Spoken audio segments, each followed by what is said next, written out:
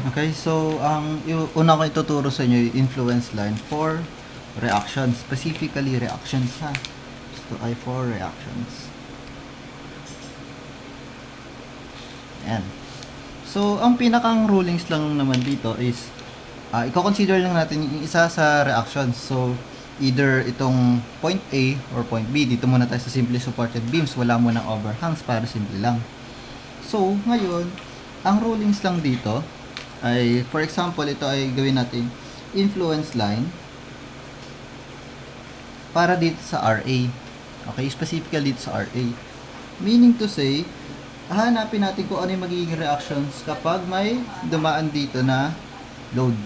Ayan. Para dito sa RA. So, ang rulings lang dito, kapag RA, ito mismo, sa point na to, dapat magiging 1 yung height ng ating dito sa reaction. So, sulat ko lang. Ayan. Magiging 1 or yung iba nilalagay nila 1.0. Tapos, sa kabilang reaction, dapat magiging 0. So, dito ay 0. Okay, so ang mangyayari, pagkakonektahin ko lang yung 1 at yung 0. Dito sa support ha, laging 0 sa kabilang support. Tapos 1 naman dito sa support na kino-consider natin.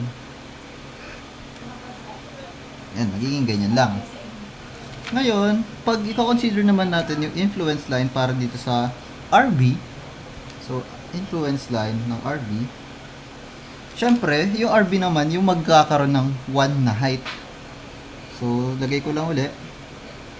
Ito yung 1. Tapos, sa kabilang reaction, 0. So, dito yun sa dulo. Lagay ko lang 0. Papantay ko lang para magkaroon ng triangle. Yan. 1.0.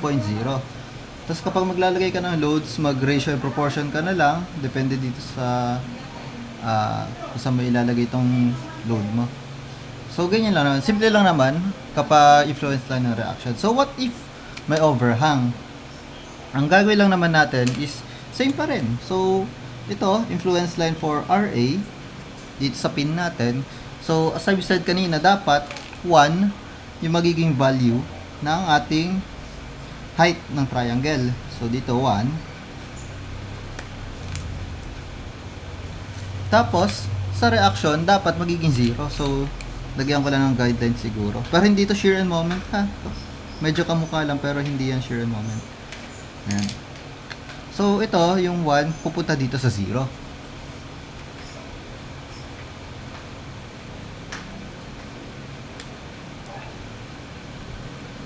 Like so, 0 yan. Kaso may overhang. Ralph, anong gagawin natin? Itong slope na yan, itutuloy natin hanggang dito sa dulo. Basically, papakita ko na lang. Ayan.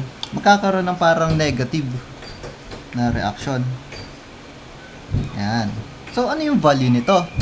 Magre-ratio and proportion lang tayo. So, siguro sulat ko na lang. Ito ay yung big triangle. Ito yung small triangle. So, ito may height na 1 all over 10 meters is equal sa ano yung height nito? Unknown, hindi natin alam. So, gawin natin x siguro. All over ano yung base nito? Which is yung 4 meters. So, input lang natin sa calculator natin. Makukuha natin si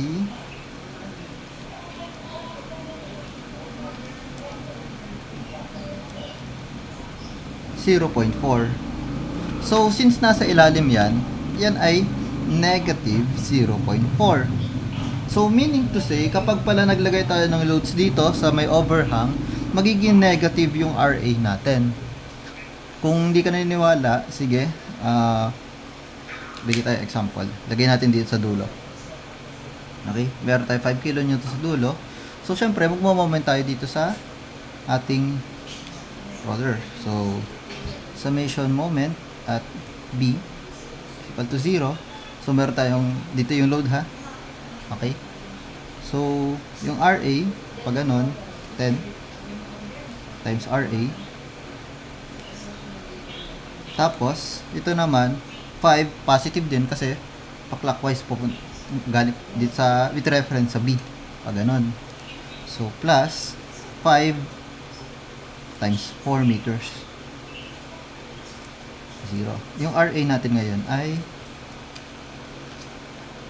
10 times x plus 5 times 4 is equal to 0, negative 2 kilonewtons. So, ang mangyayari ngayon, kapag ginamit natin yung influence line, di ba, kunwari, sabi ko nandyan. So, yung 5, yung P natin, i-multiply natin sa height na to, which is negative 0.4.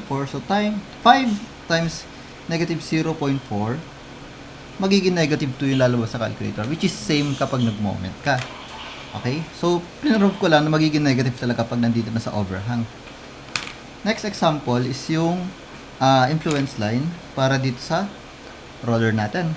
So, IL ng RB. So, ganun lang uli. Magiging 1 yung ating tawag dito, yung reaction mismo. So, lagay ko lang dito. Okay lang yan. Sige. Yan ay 1.0. Tapos, sa kabilang reaction, magiging 0, diba? So, pagpapantay ko lang dito.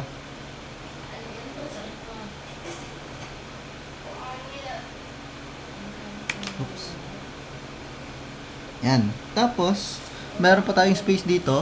Itutuloy-tuloy lang natin yung line hanggang sa tumapat na dito sa point na to.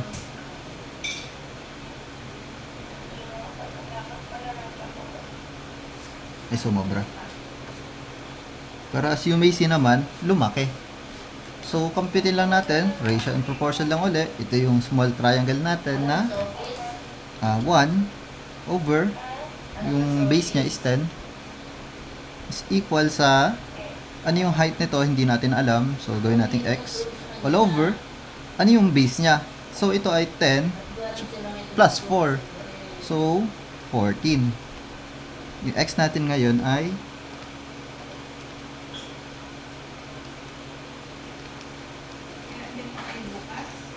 1.4.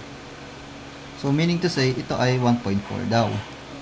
Okay, so kapag nilagay natin itong 5 kilonewtons dito, yan ay magiging 5 times, ano yung value ng height ng triangle? 1.4. Yung RB daw natin, magiging 7 kilonewtons kapag nilagay natin yung load dito sa dulo. Okay, ganun lang yan. Next, what if kabilang dulo may overhang? Ganun pa rin. Magiging 1 pa rin yung sa kino-consider natin reaction. So, influence line for ito RB. Kasi B yung naka-denote dyan. So, gawin ko lang RB. So, magiging 1. Diba? Ito. Ito ay 1.0. Tapos, sa kabilang reaction, magiging 0. So, pagko-connectahin ko lang itong 1 dito sa 0. Ayan. Tapos sabi ko, magtutuloy-tuloy yan hanggang dito sa overhang natin. So, lagay ko lang ganyan. May konting negative. Tapos ito, magtutuloy-tuloy lang yan. Pataas din.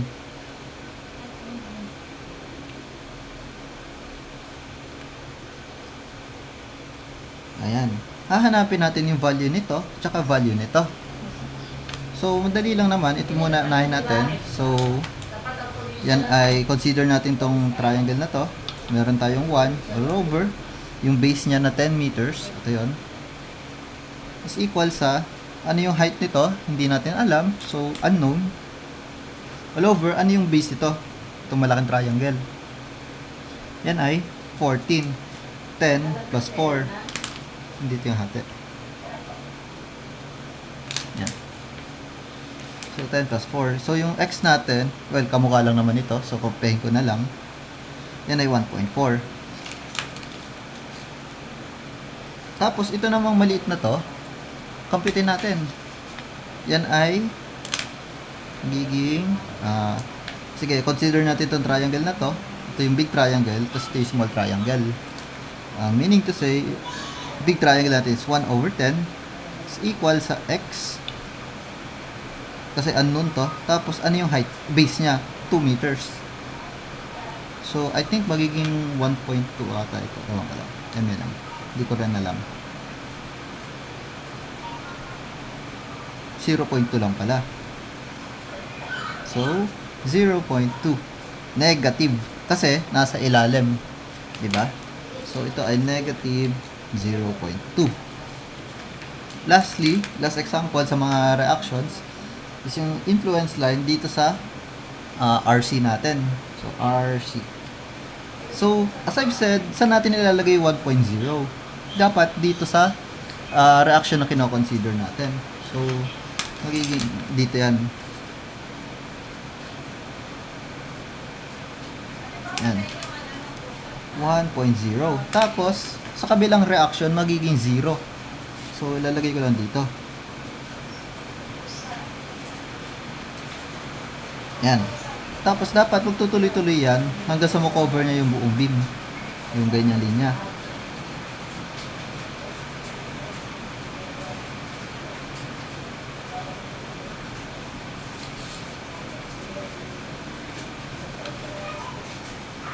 So, kumpitin natin siguro ito muna.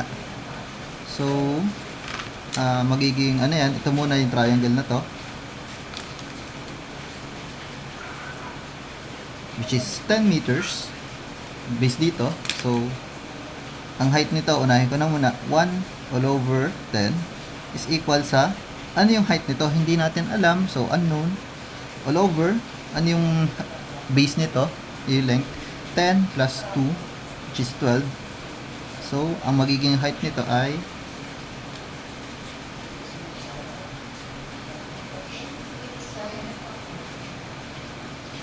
1.2. Yan. Tapos dito naman, sige, gawin natin reference ulit ito, yung 1 over 10. May height na 1, may length na 10. Tapos ano to? Hindi natin alam yung height nan, so gawin natin x is equal sa 4, kasi ito yung 4, di ba? So, over 4, x natin ay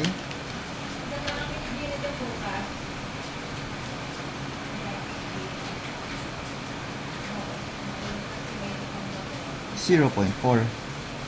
So, ito ay negative 0.4. Okay? So, sana naging klaro yon. Basta, yung influence line, pinapakita niya kung ano mangyayari do sa reaction na yon kapag kung saan mo ilalagay itong load na to.